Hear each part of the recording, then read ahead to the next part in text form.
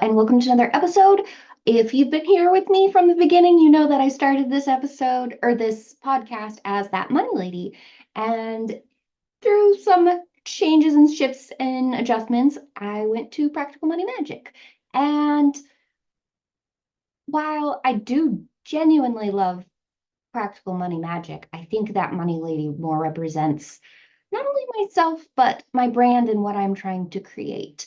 Um, While Practical Money Magic is really what I'm trying to create in a sense, I've always just been called that money lady, or I'm the money lady. And it feels most right. And so I believe I'm gonna go back to that. Not that most of y'all will really necessarily care, and that's fine. I just wanted to give you a heads up as to what is going on and why it's changing. So that's what I have going on with that. And today I really want to talk about peeling back the layers. Well, so I had a conversation on Monday, Tuesday, one of the days, sometime this week, earlier this week, I had a conversation with a brilliant woman. She is highly educated. She has a master's degree in, oh, I think she said programming. Ooh, I might be mixing up her degrees and all of her qualifications, but she's currently in the school system and she's a principal.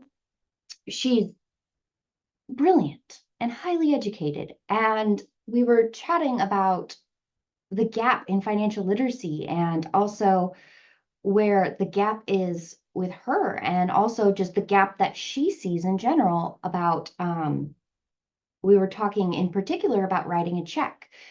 Most people my age and below, and probably a little, so I'd say under 40, don't necessarily, well, I wouldn't say under 40, I would say probably 38, yeah, 40. Let's go 40 and below. The chance of them knowing how to write a check diminishes, like it drops off. And that makes me sad. As the money lady, like checks are important. And knowing how to write one is also just one of those foundational aspects as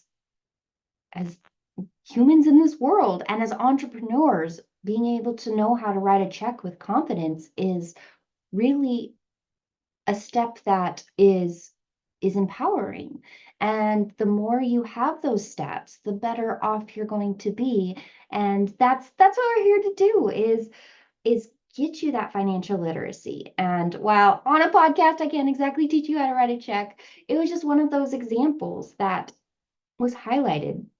That's what she's seen and it's what I've seen, and having her talk about that as well was really, I guess, eye-opening, because I see these things all the time, and it's sometimes I don't recognize how widespread something is in the sense of it should be talked about, because I just see it all the time. So it's so normal that I think that everyone just knows that it's common. And so the more we talk about these things, that's when we get to have the conversation. And maybe you get to reach out to somebody you know who can help you with that one little piece. And whether it's writing a check or helping, filling out a tax form, understanding your 1099s, understanding your profit and loss or any of your financial reports. There are so many layers, and this education takes time. You're not supposed to just be able to know everything when you haven't been taught anything. Let's just be real. And the other layer to this of the conversation I had with this incredible being was that tax strategy is not something that's wide, it's not widely adopted by the the the tax professionals that tackle taxes.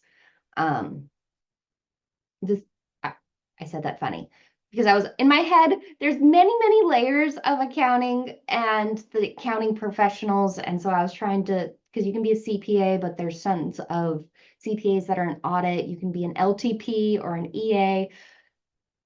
That's just the rabbit hole that I went down in my head, just for clarity on why that might have been jumbled.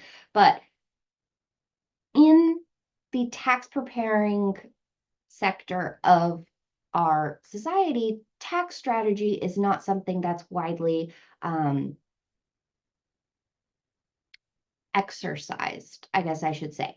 Not, it's a mixture of there's a lot of education that needs to go in to these entrepreneurs and individuals to be able to even ask the right questions or relay the information necessary to get a well-rounded, helpful tax strategy that's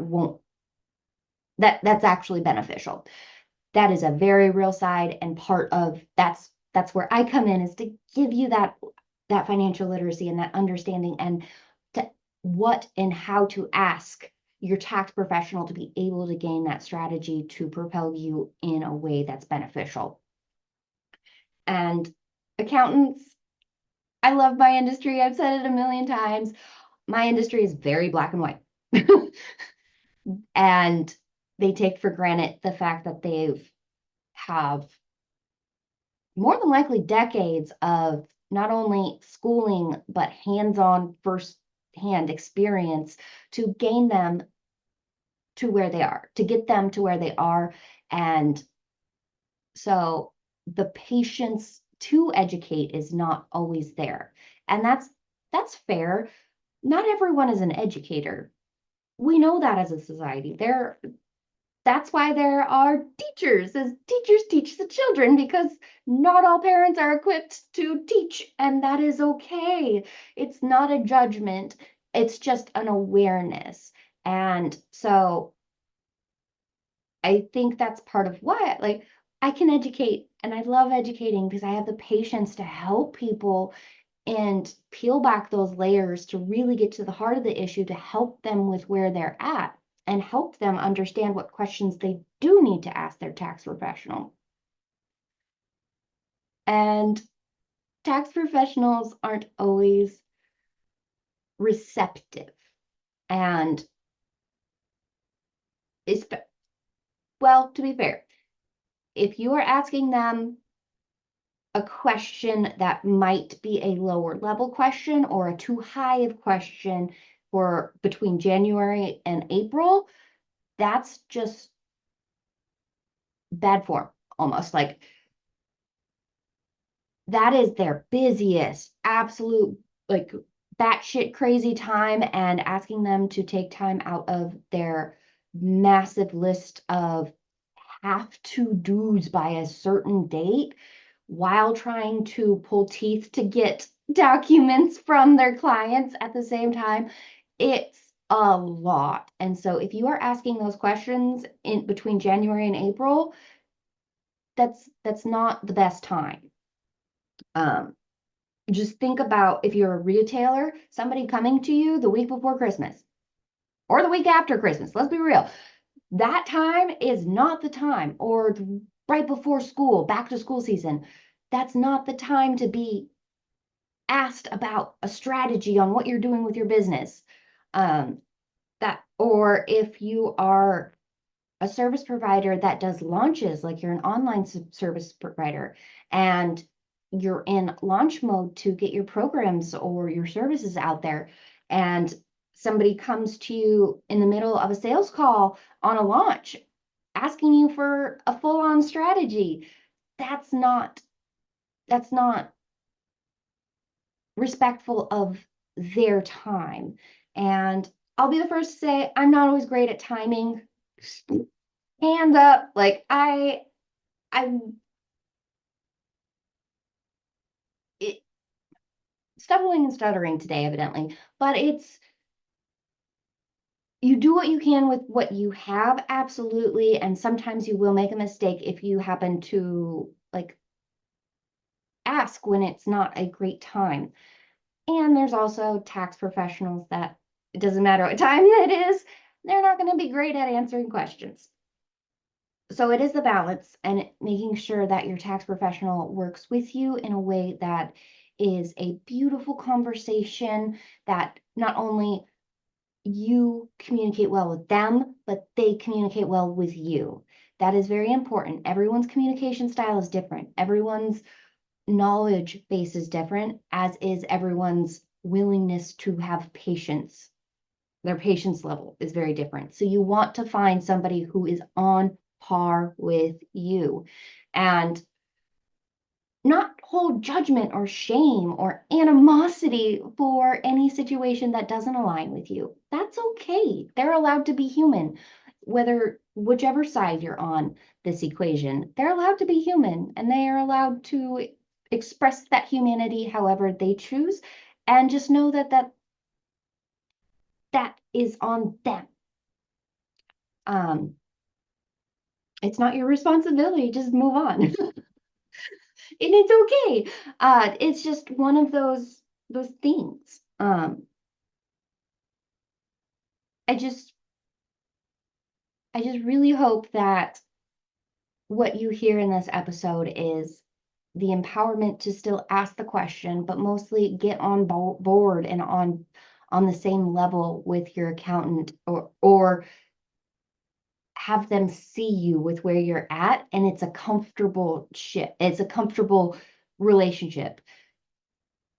That's when you are able to go to them without fear, because that's a lot of times what I hear is, oh, somebody said this to me once 20 years ago, made me feel stupid, and I don't want to go back and ask these questions because I don't want to feel stupid as an entrepreneur. I feel stupid all day. Like, I don't want to do that anymore. Like, I know my craft, I know what I'm here to build and dream, but outside of that, being an entrepreneur, there are so many other layers, and finances can be a very heavy part of that. And the more you're surrounded by people who allow you the space to be able to tackle your finances, that's when you're in the money spot. Because you're not supposed to be the accountant. You're not supposed to be the tax strategist. Like, unless that's your title, that's why you pay people. There is no way for you to be up to date and aligned and understanding and fully educated with the madness that is our tax system. Like, that is what you pay people for.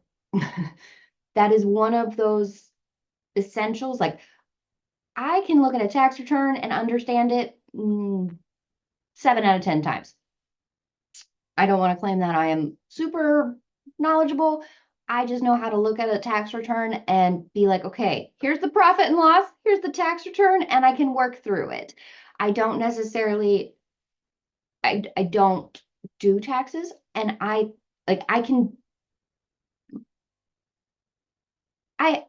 point in all this is I pay somebody. Like, I know this stuff and I can do it, and I can do it with a fairly high confidence level. And I know that's not to my benefit. I know that there are tax professionals who are way more equipped to be able to handle this in a way that will not only tell me when things are changing to alert me because they're getting the alerts, they'll be able to educate me on in pieces that I might be missing. And it's always just a good idea to have a second pair of eyes on your finances. I will advocate that till the end of time. The more people that look at your finances, granted, they need to be trusted and not just your customer walking in, here's my finances. No, that's not what I'm saying. I'm saying, like, trusted high level people to be able to look at your finances and have multiple sets of eyes. It's not a judgment on you, where you're at, what's going on. It's just sometimes, well, first of all, you're human. You can make mistakes, and it doesn't diminish all the hard work that you have put into your books or all the hard work you have done to set up your systems. It's just an awareness to be able to change that, to change what might be either missing or incorrect in your books. And the point is to be accurate. And so it's an empowering thing to have somebody come in and be like, oh, let's change this. Let's do this. Let's fix this. To be in line with not only what you need to see when you look at your reports, but also in line with the law. And that's the power of financial literacy and having multiple eyes on your books. And the more we infuse that into our society, which is why I'm here to infuse financial literacy and really set you up for success. Because when you plant that seed of success, you can watch yourself bloom, baby. That was a good one. Pretty proud of that one. So thank you for watching. If you have any questions, do reach out. Follow me on Instagram at Graceful Penny. I would love to hear from you and help you on your path to financial literacy, because it is not a small hill to climb if you are starting at the bottom. And our society has you start at the bottom because there is no class to teach you financial literacy most of the time, or you have to pay extra, or it's one of those, maybe you have one extracurricular activity that you can go into, but there's only that one. That is an unacceptable form of our society, in my opinion, and something I'm working on fixing. But until then, unfortunately, we just have to wade through it and know that there are loving people that will help hold your hand as you're walking up that hill, because sometimes it's steeper. Sometimes it's not as bad once you get in, once you start taking those steps, because you're like, oh, this hill isn't so hilly. I know English. So hilly. Incline. The incline isn't as monstrous. Oi. I'm math, y'all. Words are hard. I actually said that earlier today. I was like, I'm math. Words are hard. It's it's so true. And so that's my hill to climb. I happen to know financial literacy. I got you, especially as a small business. Words are not my playground. I struggle with them, which is why I started this podcast, is to help me get past that in different ways, or as big of a way that I could think of at the time when I started this back in, oh, it's almost been a year. Has it been a year? I think I started October of last year. Interesting. I should check that out. Maybe I'm coming up on my year. That'd be exciting. Anywho, my friends, this one might have been a bit of and all over the place, but it just shows how, well, what I hope you took from this episode, and please do write in and let me know what you took from it, is that I work with and have talked to very highly educated, very successful in their own right people.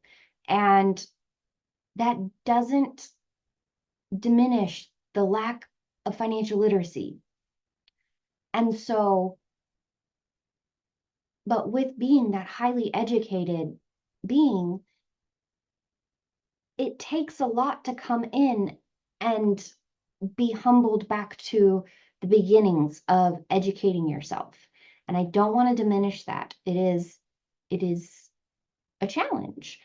But as entrepreneurs, you are meant for challenges. And I say that in the most beautiful, positive way, but challenges are going to keep coming. And the more resilient you are to those challenges and to being able to get over those hills, that's when you got this. That is the entrepreneurial way. Just as shitty as that sounds, you keep going. Yeah, not the best.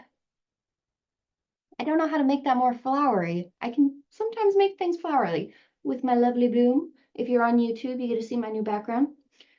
I don't think this was here last time. I'm very proud of it. Uh, but that's what I have for you today, and all the madness of everywhere I went. It's later in the day. I usually work absolutely, like, if it's past 2 o'clock, I don't tend to be very with it.